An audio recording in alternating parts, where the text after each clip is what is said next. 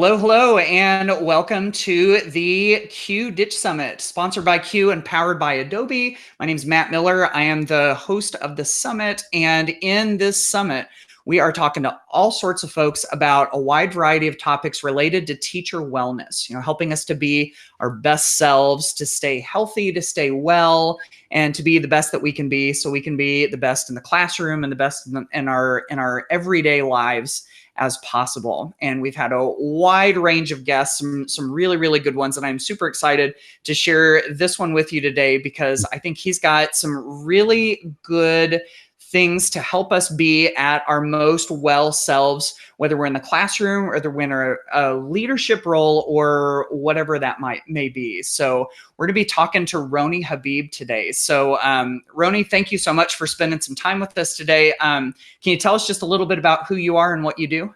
Yeah, absolutely. So first, thank you, Matt, so much for creating this opportunity for all of us and for being such a leader in getting, all of us to learn this summer from one another. I'm really honored to be with you, and I'm honored to be a part of the speakers for this series. So I'm the founder of EQ Schools, and it's a company that brings positive psychology, emotional intelligence, and mindfulness training to educators, so to teachers, administrators, but also to parents. I live in Santa Cruz with my amazing wife and my 2 kids, and I just moved there. I literally just went surfing this morning, and I freaking love my life. Nice. That's amazing. Yeah, totally. Now, I've been teaching for 15 years, and I just want to put out there that life has definitely not always been this great for me. Like by my 3rd year of teaching, to be totally honest, I almost quit. Like I felt I burnt out, and I lost touch with why I became a teacher, which was to inspire kids and connect with them so they can really be what they want to be, want to become. And I was tired of the amount of work. I experienced secondary trauma. I didn't even know what it meant, and I didn't know how to deal with it. And that year, I remember having a really intense wake-up call. I literally got to school. I parked my car, and I get out of my car, and I walk towards my classroom, and I'm literally thinking in my head, like, should I quit? Should I not quit at the end of the year?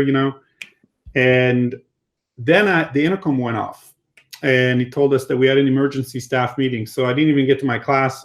I just went to the choir room, and I sit down, and I wait to hear what's going on. And in comes our principal telling us that, and she was totally distraught. We waited to hear what's going on, and she told us that one of our students committed suicide. And Matt, I didn't know who it was, but when she said the name, it was my student, and it broke me.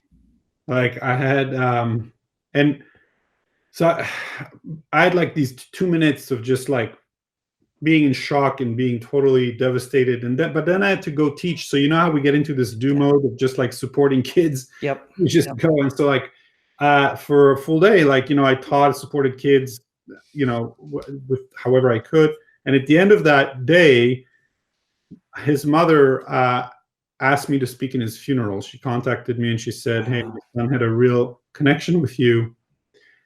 And Matt, like I share the story a lot, but like it's not, and it happened a while ago, but like that pain is like, it's the same level, like it's hard.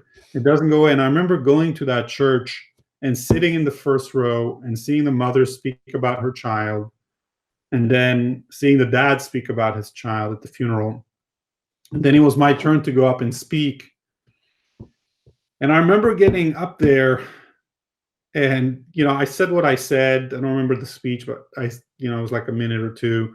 And at the end of my speech, I literally, and this might sound a little like Northern California tree huggy hippie kind of thing, but I literally had a voice channel through me that told me, if I'm going to continue to be an educator, there is nothing, and I mean nothing, that was going to stop me from putting my students' well-being first. Nothing. Yeah. And so I told myself, like, I'm going to teach them how to be well. But Matt, frankly, like I was not well. Sure. And you know how kids can smell bullshit from a mile away? Yes. Yeah.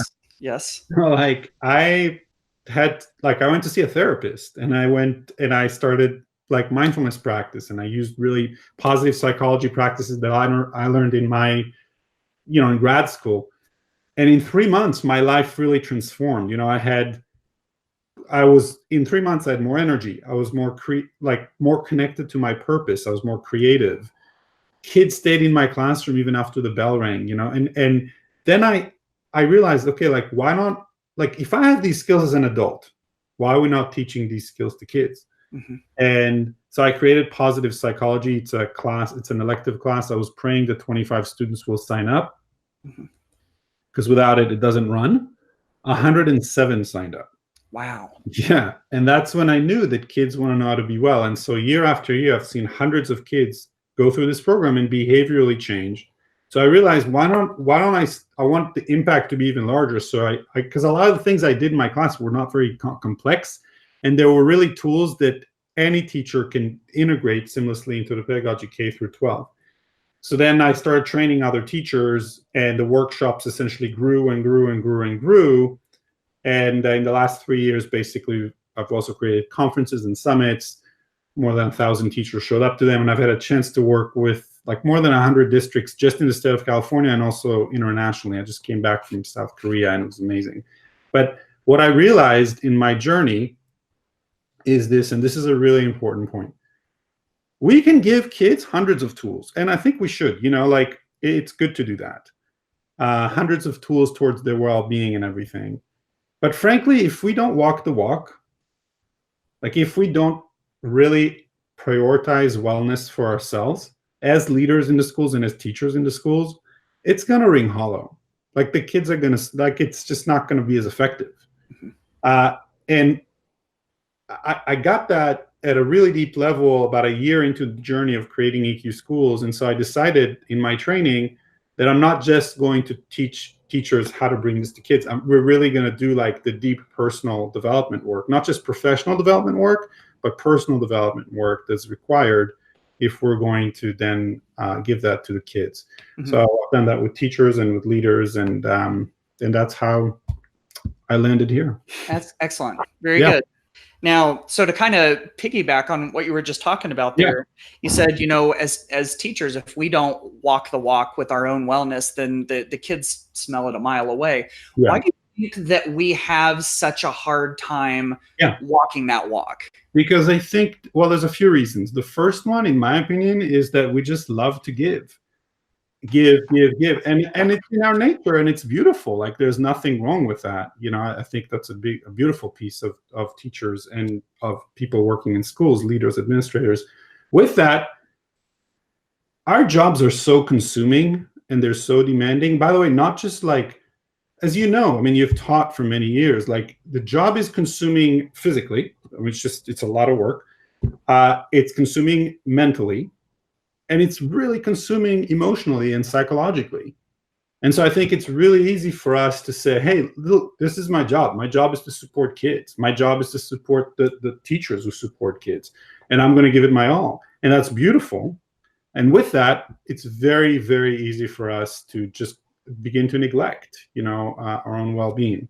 The other piece too, I think, is there's a certain level of, like, I feel, you know, I started teaching about 15, 16 years ago. And even in these 15, 16 years, I've seen just more and more pressure put on educators, partly because there's more and more pressure put on kids to meet, you know, X standards.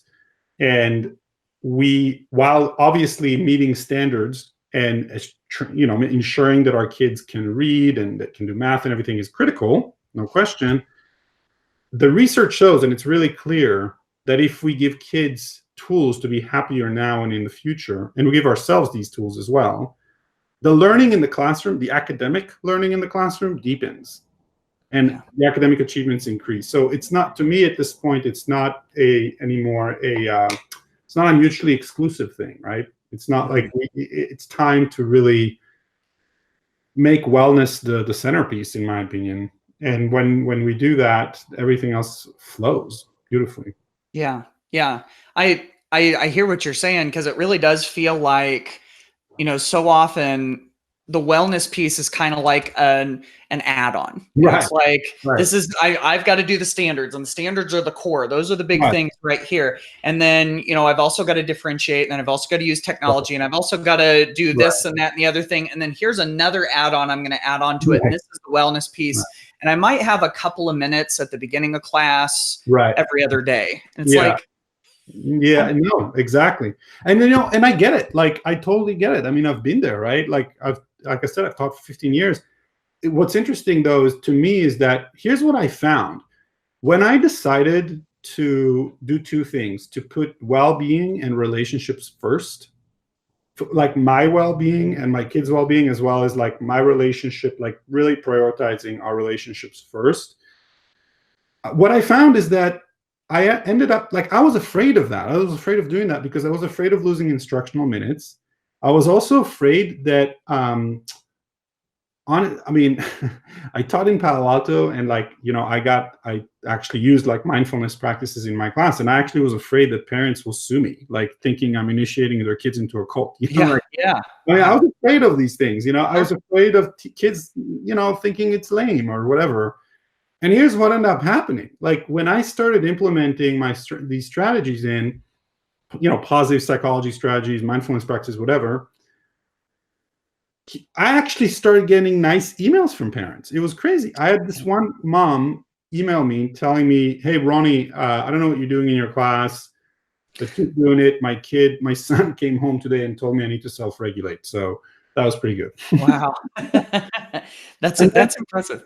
Yeah, and like, kids, the vast majority of kids really love these strategies, like, and I ended up gaining instructional minutes because the kids are fully present, they're fully here, and they're more regulated. So they're not thinking about like what happened at lunch or, their next test. They're a lot more here, and they feel like they belong, and and their nervous system is more online, and so it's easier to teach. Yeah. Yeah. And I want to circle back around to this, definitely. Because I think what we've just sort of started to touch on, I think a lot of us are really interested in hearing, or at least I'm going to assume so. I know that I am anyway.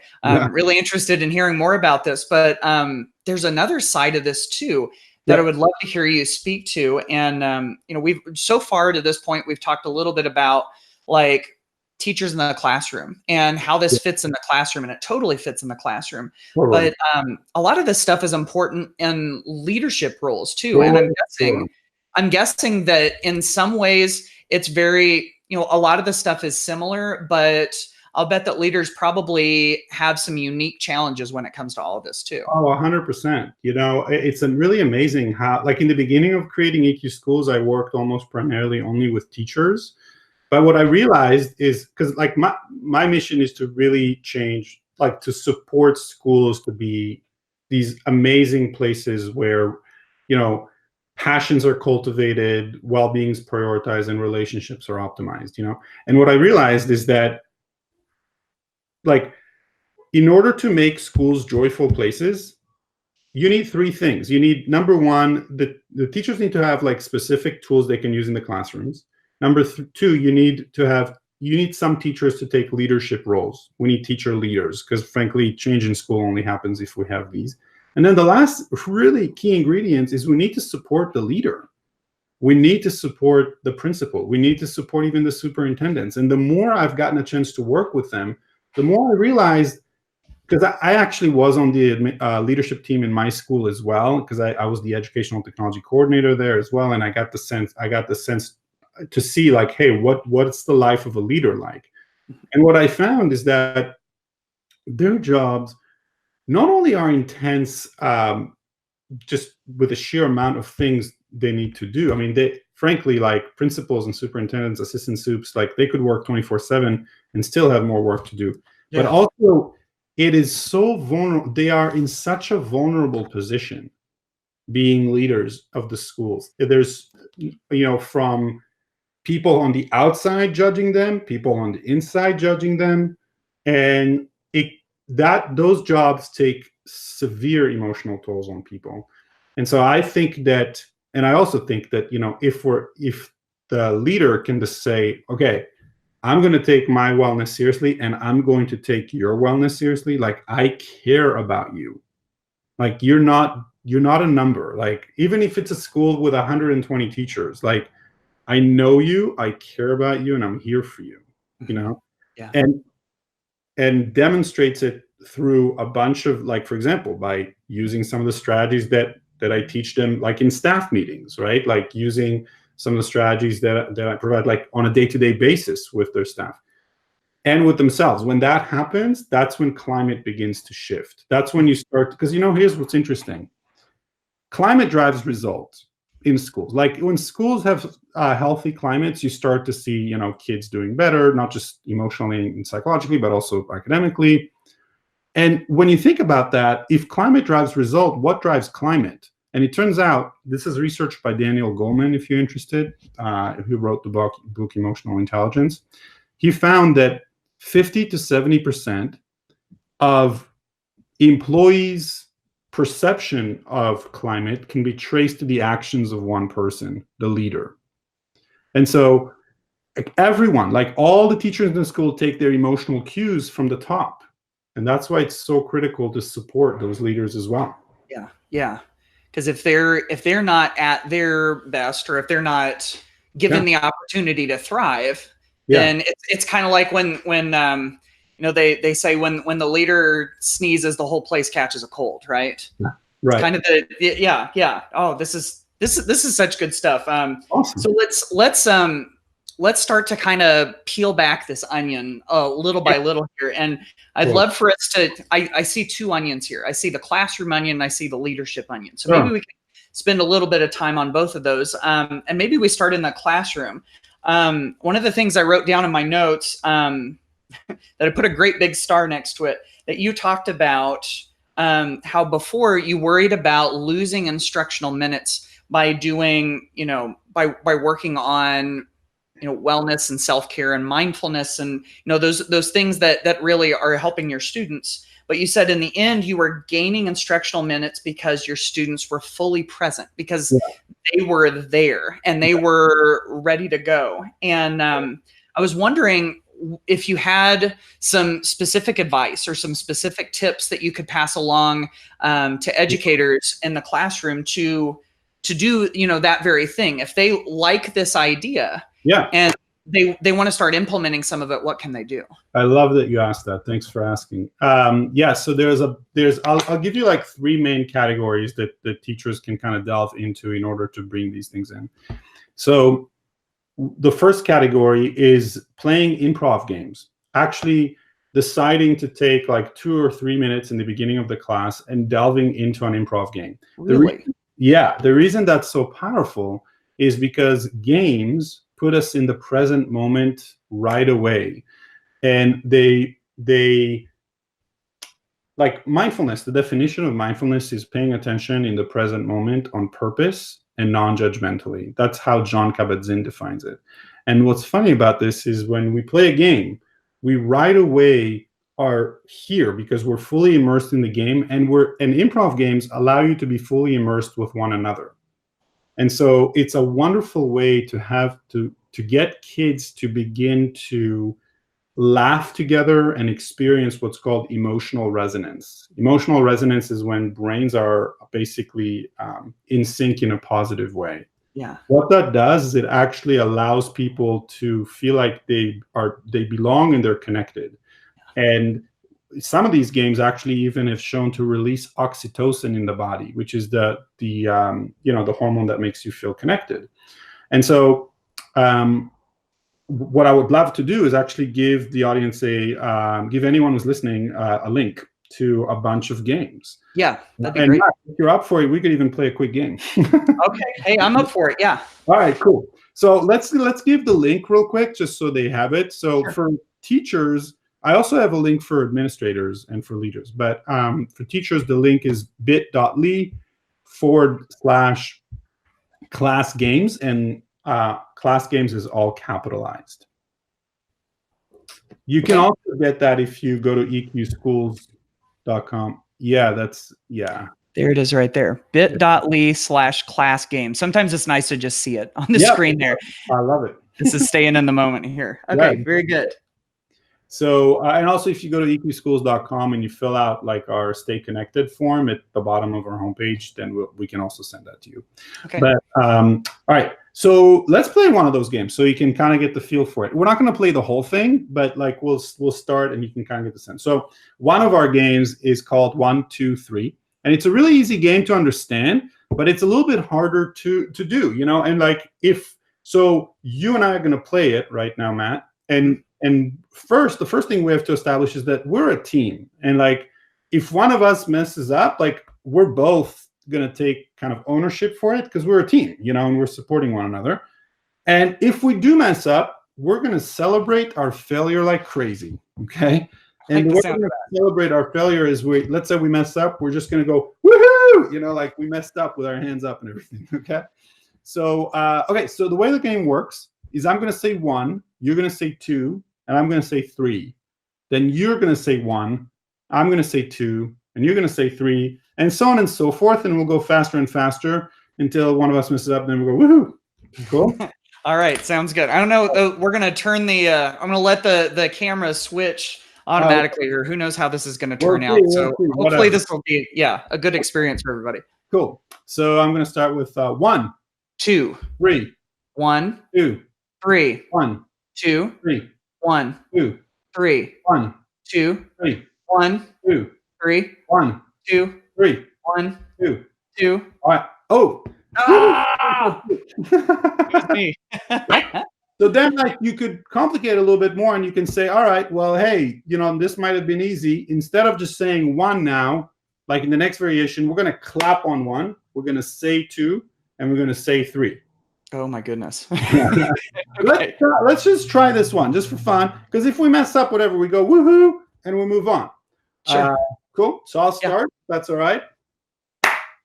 2, 3, 2, 3, 2, 3, 2, 3, 2, 3, 2, 3, 2, 3, 2, 3. Nice. All right. Good job. So you got it. So then, of course, you can complicate even more. You can go like clap on 1, snap on 2, and say 3, and then like clap on 1, snap on 2, stomp on 3. Now, when people do it in person, there's just like such energy that comes when people go like woohoo together and look at one another and they're laughing and connecting. And doing something like that is so incredibly powerful, because when people experience positive emotions like this, as Barbara Fredrickson has shown, who's a psychologist, by the way, at the University of North Carolina, people actually become more creative. There is a theory called the broaden and build theory of positive emotions. And what that does is when people experience positive emotions, their mindset broadens. So take, for example, difficult emotions, right? Difficult emotions like fear or shame actually narrow your mindset. If you're afraid of something, you're fully focused on that thing, and you're fully there with that thing, right?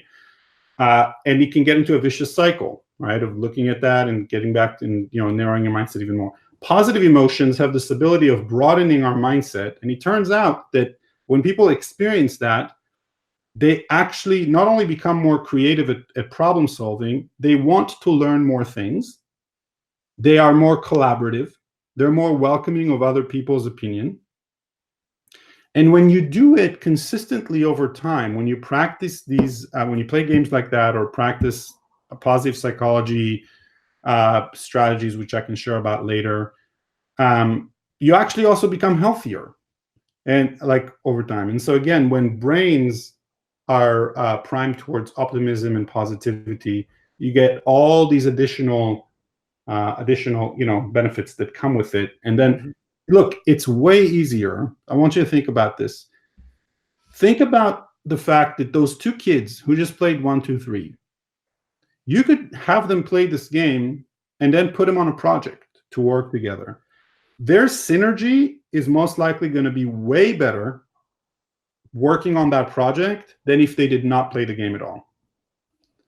And so that's one example of how games like that can actually facilitate more learning, not just then again, it's not just for fun. It's not just to put relationships first, even though it does that. It also facilitates the learning. So that's one thing. Another thing they could do is use mindfulness practices. Okay. And frankly, there's many ways to implement that. Personally, like what I love to do is to take it really gradually with students. So literally, like, can I teach you a 3-second mindfulness practice, Matt? Yes. Okay. So all you do is you literally take your hand, you place your hand on your stomach if you're open to it. Mm-hmm. And all you do is you take a deep breath in, and you notice, as you breathe in, you notice what's going on with your belly and your hand. Okay. So let's take a deep breath in. Okay.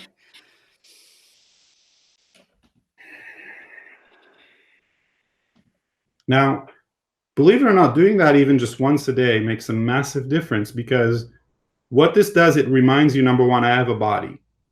Like, and the body is what allows you to be more in the present moment. You know, when we're only in our head, where the vast majority of our time we're in the past or in the future. You know, if I were to ask you, Matt, like, how much time do you spend in the past or in the future? How much time do I spend in the past or in the future? Yeah, Probably a lot. Yeah. Probably a lot more than I should. Well, and the truth is that that's true for with everyone. You know, like it's true for all of us. That's what humans do. And so, like, but it turns out that the more present you can be, the more the happier you can feel, the more alive you can, like, the more you experience life. Does that make sense? Yes, definitely. Reconnecting to our body allows us to be here. Now, a breath like that reminds you, number one, I have a body, but it also reminds you what a healthy breath feels like. An unhealthy breath, like a stress breath, moves the chest more than the stomach.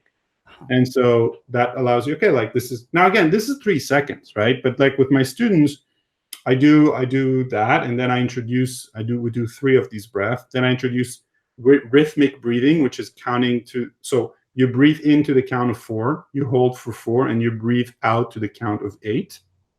And when you do that, it turns out, like, breathing, lengthening our exhalation stimulates the vagus nerve in our body and actually allows us to feel more regulated.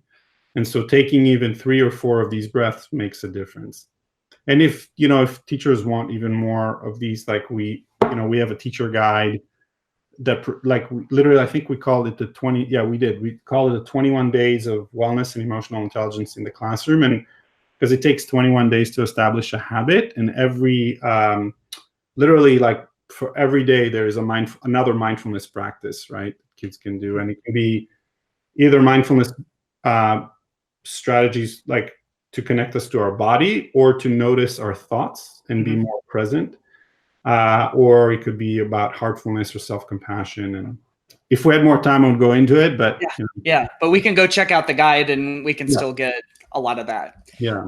Okay. And by the way, I will mention that if you're watching this and you're on the Ditch Summit website, we'll have these links down below the video. If you're watching this on YouTube, we'll have the links in the description. So you'll be able to hopefully go check those out. And if you don't see them, send us an email and we'll go put them up, or we'll send them to you. So we've had improv games. We've had mindfulness practices. Did you say that there's 3? Yeah. So the third one is using positive psychology interventions. So these are real simple strategies. So I'll give you one.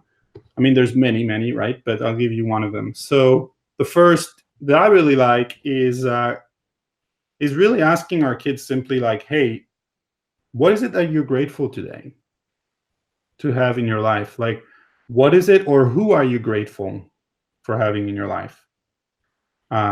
And you have them literally, like, journal about that for a minute. They open their notebooks. Literally, in my class, kids already know, like, when the bell, like, before the bell rings. So they come to the class, they sit down, they open their journal, they write 3 things they feel grateful for today. When the bell rings, I give them another 30 seconds. And then basically we form a circle and standing up, and each kid shares about one thing or person that they feel grateful for. And if we have time, they share about why. Now, what's really amazing about that is that when you do it consistently through time, if you are to do it every day, which, by the way, I do it every day, like in my classroom, what happens is research shows that when you journal and then you share, it actually raises your base level of happiness. And the only key here is that you really want to make the gratitudes fresh. And so, for example, one week might be, hey, who are you grateful for? Or what are you grateful for? Or which of your friends, which of your family, do you have any animals you're grateful for? What are you grateful for about your body? Like, what are you grateful for the earth? Like, whatever, you know what I mean? Like, Yeah. and then lastly, making sure to give the kids enough time to actually allow themselves for the gratitude to let the gratitude fill them up with joy. And what's really cool about that, Matt, is that you'll see in the beginning, kids will be like, I'm grateful for my Xbox. I'm grateful for my Wii. I'm grateful for, like, that's going to, right. But like, eventually they actually are like, yeah, I'm grateful for my mother. Like, I'm grateful for, my friend. I'm grateful for my brother. And here's why, and it also, the other beautiful thing about this, I did this one time. Well, I did this many times, but one time in my class, one girl said, like, hey, I'm just grateful I had breakfast this morning. Wow. And, like, now Palo Alto is like a super affluent, like really affluent place. And some kids didn't even figure out, some kids were like, oh yeah, it's funny. Like, I always forget to eat breakfast. And like the girl was like, no, like, I'm grateful I had food. And it really connected, like, and immediately like got the kids to be so empathetic the other kids' experience and got them to connect at a much deeper level. Yeah. So so these are some things. Yeah. This is great. I've been taking copious notes over here, and then, like you were saying, you've got a variety of resources on the website related to all of these things and more, right? Yeah, I do. Yeah. So if you go to eqschools.com, we, in fact, so if you go to eqschools.com now, you can go to resources and you'll see some good things. Just know, though, that we're working on an online reference center, basically our online video library, that will be on our resource page, and it will have a whole bunch of, just a ton of videos that you can check out. And I'll also like tweet some of them and things like that, but not just, there's going to be videos, there's going to be, I think we're going to be close to like 100 videos and some more, like, PDFs and then lesson plans and things like that. That's amazing. Wow. Yeah, it's really great. I'm excited. Yeah.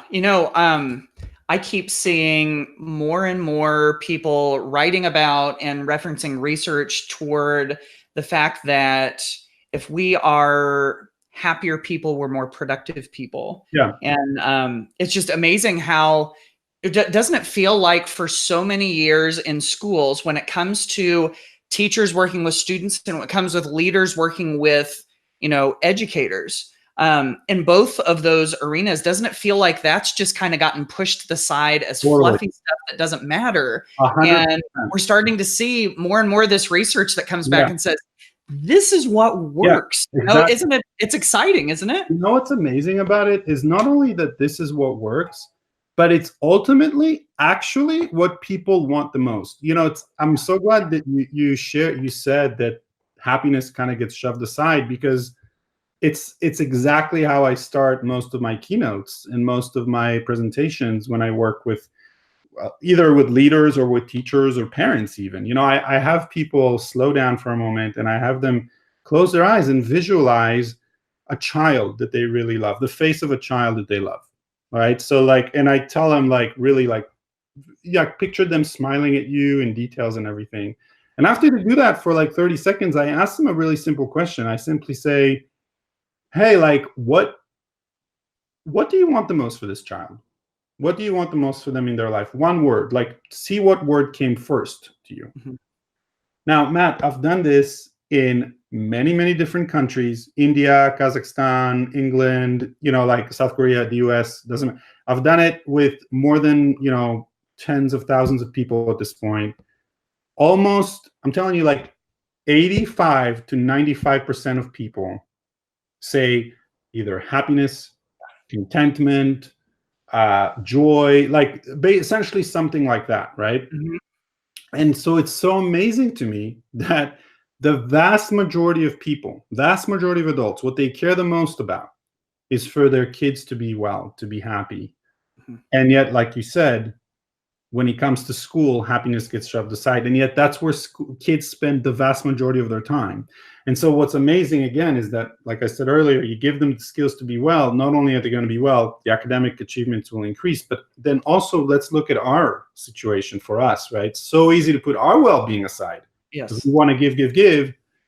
And it turns out, there's 5 elements that if we focus on, we will be well. We actually will not only be well, but also live a life that is even more fulfilling for us. This is straight out of positive psychology research, and I'm happy to share them if you're interested. Simply because yeah, for leadership too. But and actually that actually dovetails really well. I was thinking, we've touched on the classroom side of things so far, and we wanted to sort of touch on the leadership side. This sounds like, in some ways this is good for everybody, it sounds like, but definitely good for leaders too. So I'm glad you brought it up. Let's touch on those 5 things. Oh, sounds good. So it turns out that these 5 elements not only help, like you said, all people feel better, but they also, in my opinion, are the foundation for effective leadership and also for effective teaching. And I can touch on that as well. But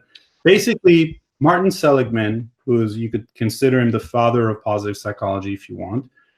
He's a professor at UPenn. And he found that basically the following 5 elements contribute to anyone's well-being and should be kind of focused and prioritized. So there's an acronym called PERMA, and P stands for positive emotions. So, and by the way, it turns out that the people who thrive the most in the world experience a 3-to-1 ratio of positive emotions to difficult emotions. Wow. Most Americans, I believe, are around a 1-to-1 ratio. I'd hope that I'd get a 1-to-1 ratio. Sometimes I think it's even worse than that. For sure. And it fluctuates, right? Like some days are like, oh, it's going to be like, 1-to-7. Other days it's going to be 2-to-1. You know what I mean? But on average, when you experience a 3-to-1 ratio, generally it's when you thrive. It's the positivity ratio. Yeah. Now, I want you, just one thing that's really important here is the ratio. Notice the ratio is not 3-to-0, meaning that it's totally healthy and okay for people to have difficult emotions, and we should experience them in a healthy way. That's part of the work that I do, is to help people become more resilient in a healthier way when adversity strikes, right? Sure. And so, so P stands for positive emotions. E stands for engagement, experiencing a state of flow.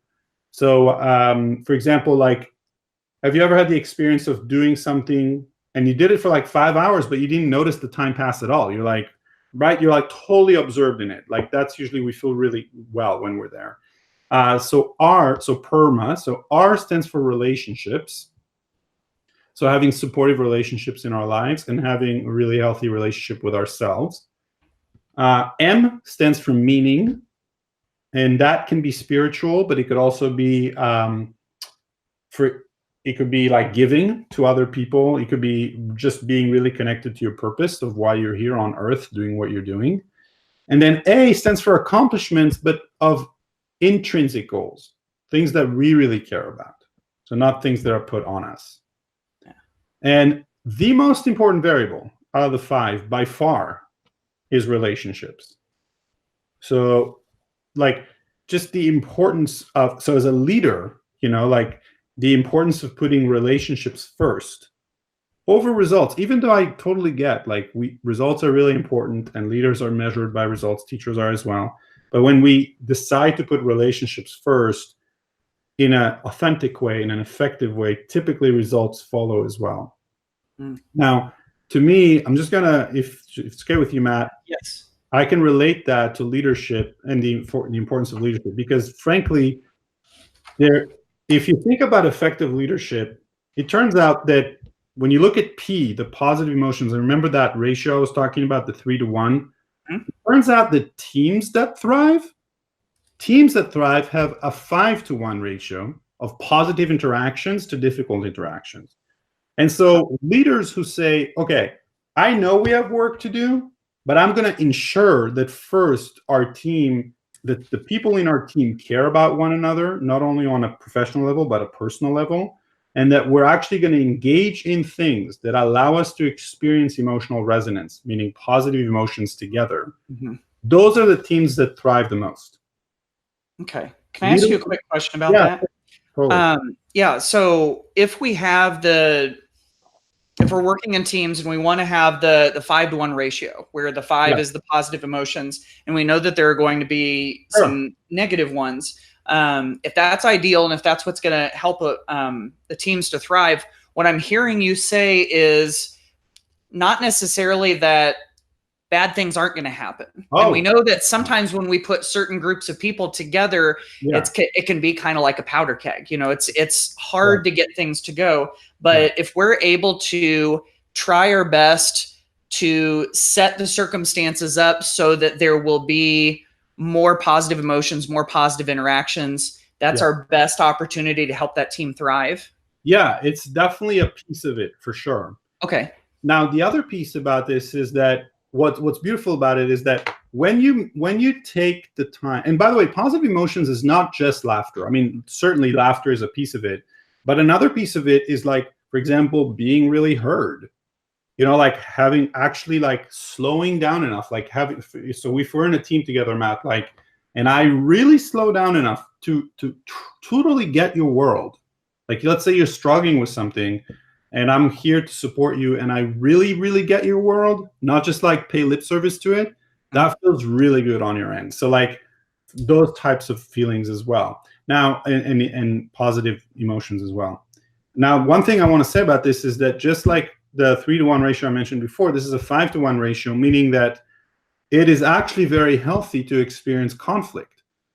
That it's not 5-to-0. Again, it's 5-to-1. And teams that have no conflict in them are actually unhealthy teams, right? Like, it is important to have conflict. The question is, how do we deal with the conflict when it arises?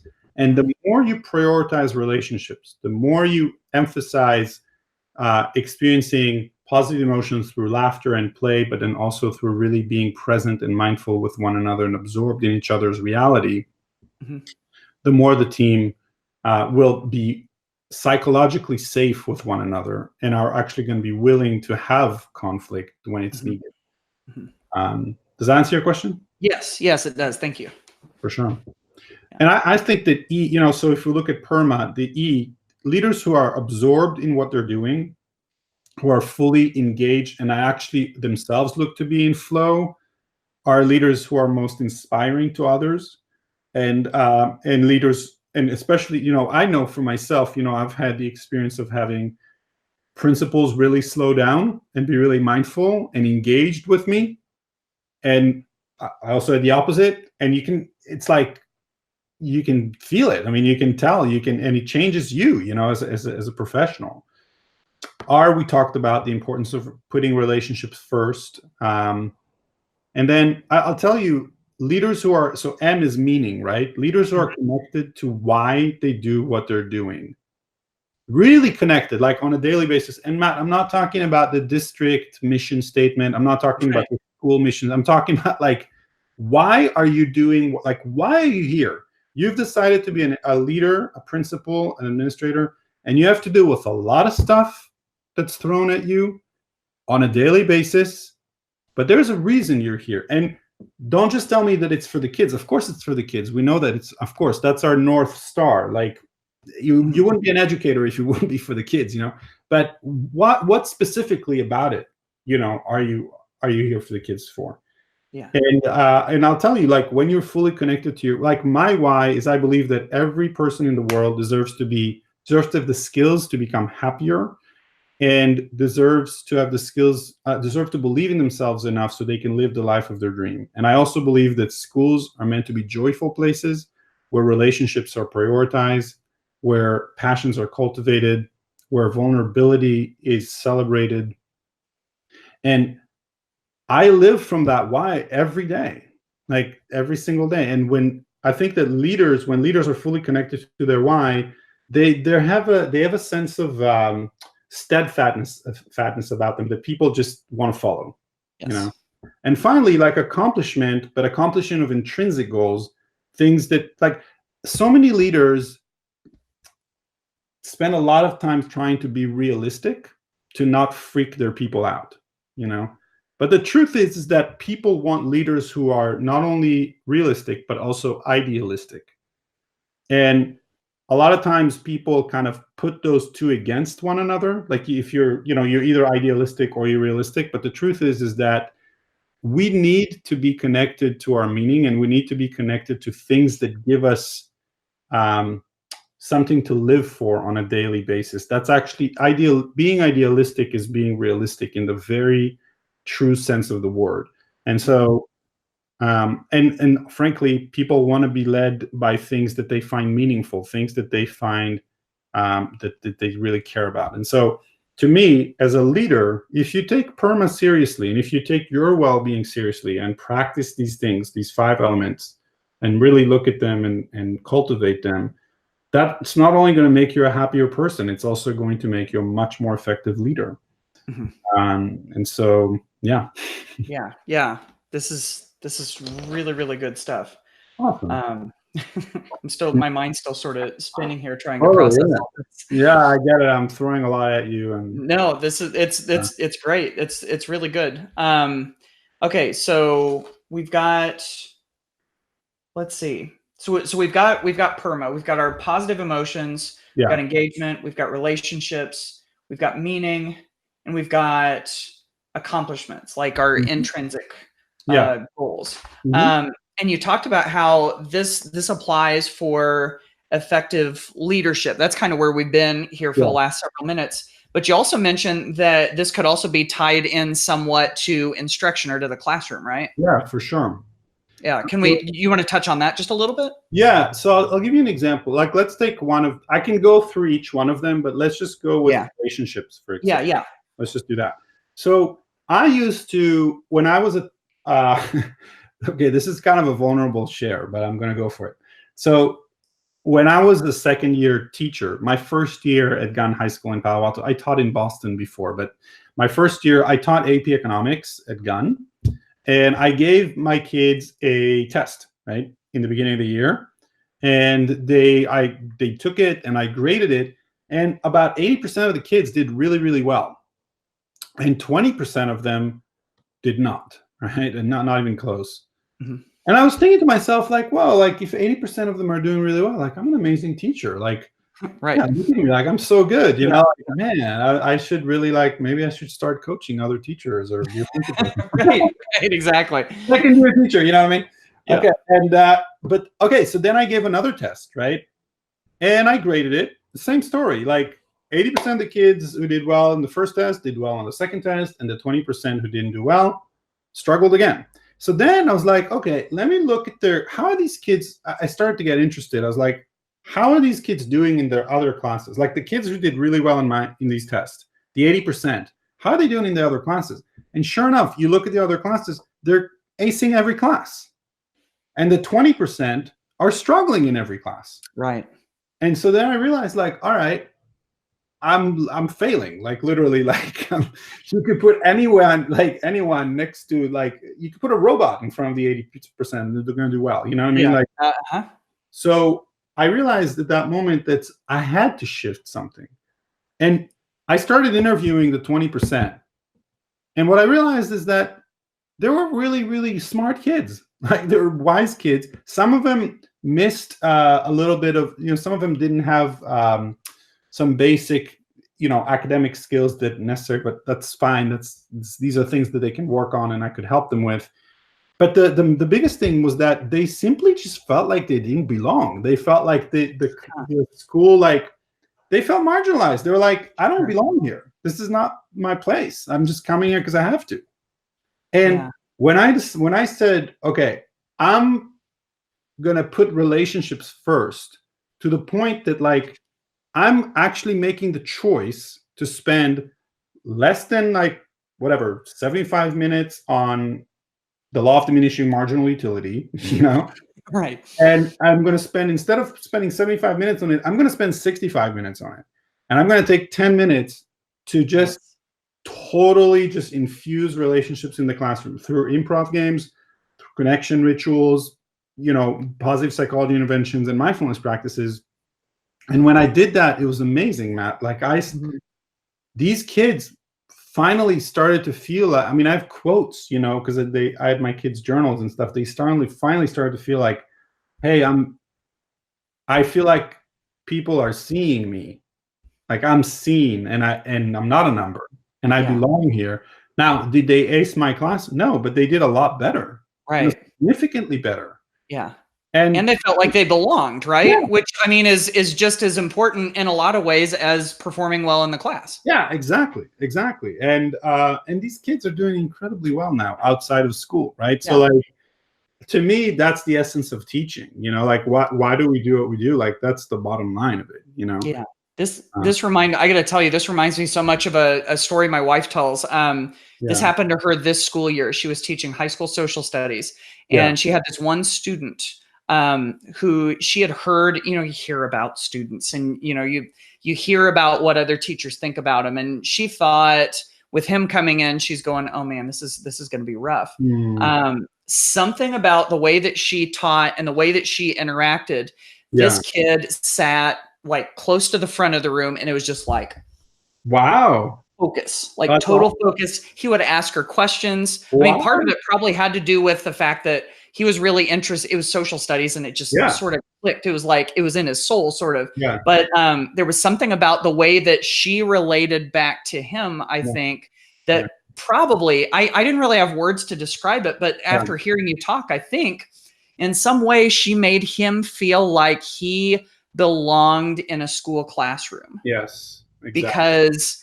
that stuff connected with him and she connected with him, and he felt like, oh my goodness. And Yeah, I'm imagining that when he goes around to these other classes, he feels like a foreigner. He yeah, feels like, yeah, you know, like it isn't his home. It isn't where he yeah, belongs. yeah, But now he gets someone, he's got a teacher who gets him yeah. and shows him that, right? I mean, that's huge. Yeah, it's everything. Because here's the thing. Are you familiar with Daniel Siegel? Do you know who he is? I've heard of him. Yeah, I Okay. think. Yeah, he's a neurobiologist, and he has this like handy model of the brain, which is your Mhm. hand. And I just want to take you through it real quick because it Yeah, it please. totally touches on that point. So imagine this is your brain stem. It's essentially in charge of making sure you're breathing, all the basic stuff of the brain, right? And then the palm of your hand is your limbic system. It's the emotional reasoning part of the brain. Yeah. You put your thumb over it, that's the amygdala. And the Mhm. amygdala is the organ that puts you into fight, flight, or freeze Yeah. response. The lizard brain, right? The lizard brain, exactly. Now, if you put your fingers over it, Uh-huh. this fist kind of represents your neocortex. Uh-huh. But your fingertips represent the prefrontal cortex. Like that's basically the latest development of our brain, right? Like for humans, this is Mhm. where we want our kids to be and where we want to be. Like this is where you learn math, English, like where you can empathize and all that good stuff. Yeah. When a kid feels like they don't belong, they flip their lid Oh my goodness. and they're here. Yeah. And Wow. it does not matter how amazing your lesson is. Like you could have an incredible lesson. You Mhm. could be the most creative teacher ever, but the kid's not learning because they're in fight, flight, or freeze. So all these strategies that we're talking about, Matt, Mhm. are all things that bring the lid back down.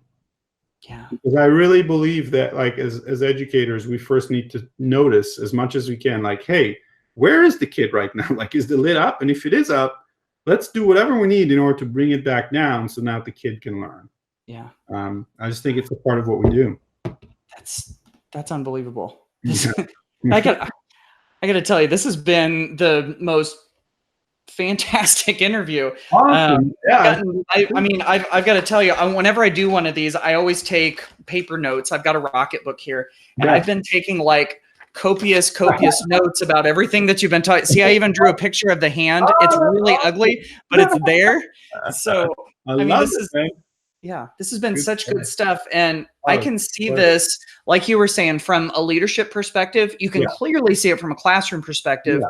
Yeah. I know people who work with teachers as like instructional coaches can totally get with this. Other positions within the schools, like, library media specialists. And I mean, So, this yeah, works for everybody, doesn't it? yeah, thank you for saying that. I mean, It's you know, true. yeah, and like schools that have like MTSS programs, like this is like perfect for tier 1, interventions. Essentially, it's like what can we do to make sure that kids feel like they're a part of a family, that they're a part of a place that, and not only kids, us too, as adults, like that we really are seeing that we belong and that we love being where we are. I think that's, and I'll tell you, I think another important piece here that we didn't talk about too much is just as educators, deciding that we are going to take our self-care seriously also. And it's interesting because our society gives us two myths that actually prevents people, especially educators, from really taking their self-care seriously. And the first myth is that educators are too busy for self-care. And I get that educators are super busy. I am one, and I understand that. But if you don't take 10 minutes out of your day to care for yourself, you're making a choice to not do that.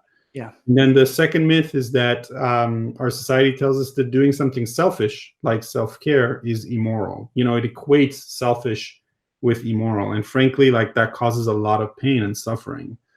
Frankly, sometimes doing something selfish is the most selfless thing that you can do. And the reason I'm bringing that up is because whatever it is that you care about the most, so let's say you care about equity the most, or you care about assessment being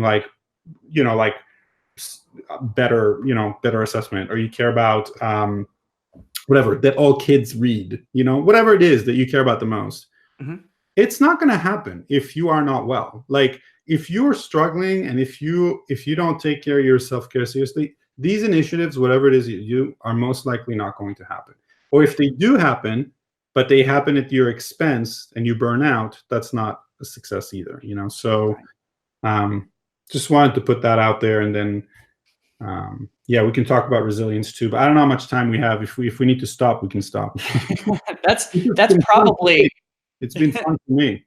Oh, this has been amazing. That's probably a great landing place for us there, because I also want to make sure that we can take a second to kind of hear about, if we want to learn more about this. Of course, we've got we've got the website. We've been mentioning some resources kind of all throughout. If people want to dive deeper, okay, so really, since I want to dive deeper, where can we go? What can we do? For sure. So a few things. So the first is you can go to eqschools.com. That's the website. And you can check out our resources. You can also check out our events page, because we have a whole bunch of events coming up. And really, just fill out the form, in our homepage, so that you can be on our mailing list, because we send out a whole bunch of free, awesome resources, and then also let you know when our next event is, when our next online event is. The other thing I wanted to do, Matt, if that's all right with you, is Sure. You know how we gave the link to the teachers. I also have a link for administrators. Oh yeah. And that is also it's a bit.ly, so bit.ly/ and then it's staff games. Okay. But the only letter that's capitalized is the S. So okay, gotcha. Yeah. And if you could, so I don't know if you want to show that or anything, but it's a great resource also for administrators if they want. We'll do that too. Notice I had to capitalize the S afterward. bit.ly/staff games, capital S. Yeah. There we go. And then lastly, just reach out. We have you can reach out to me, of course, just Roni, Roni @eqschools.com, or you can just go to info@eqschools.com, and I'll just tell you, I'd love to, if there are any, if anyone listening to this would want me to come and work with your school or district, I'd love to do that. I do workshops in schools and districts. If you want to come to our summits, come to our summits. Check them out on our website. We have a bunch coming out. We have one in Northern California in November, one in Southern California in December. We have our leadership summit for administrators in Palo Alto in February, and also we have leadership retreats and everything. Oh, and can I put a plug in for my books? Yeah, actually, I was actually going to ask you about that. That would be great. Yes, please do. Well, okay. So one thing, just know that this is totally not a done thing. I'm literally just starting it, but I wanted to share this with you because it actually puts a little bit of like pressure on me to actually get on it. So, which is a good thing. It's like positive pressure. So I'm writing a book called Joyful and Effective Teaching. And I'm also writing another book called Joyful and Effective Leadership. And these two books are going to be coming out. The teaching one's going to come out this, if not this winter, then for sure by this spring. And the leadership one the following year. And I'm really excited about these. I think it's going to be really awesome. And yeah. I'm going to be, as soon as I find out that those are out, I'm going to be getting a copy. Right on, Matt. Myself. All right. Yeah. I want to read your book too. We can make that happen. Hey, by the way, I used to also like totally ditch the textbook. I didn't teach with textbooks. I just feel like it's awesome that you wrote that book and you have that going for you. I knew there were lots of reasons that I liked you, and there's yet another one right there. So right on, man. Roni, thank you so much for your time. This has been great. We've gotten so much out of it. Really appreciate you. Yeah, it's a pleasure, man. Thank you for your time. You're amazing, and thanks for being a leader in this field. My pleasure. Thanks. And thank you for watching the video and for being a part of the Ditch That Textbook Digital Summit, sponsored by Q, powered by Adobe. We will see you on the next video. Thanks so much.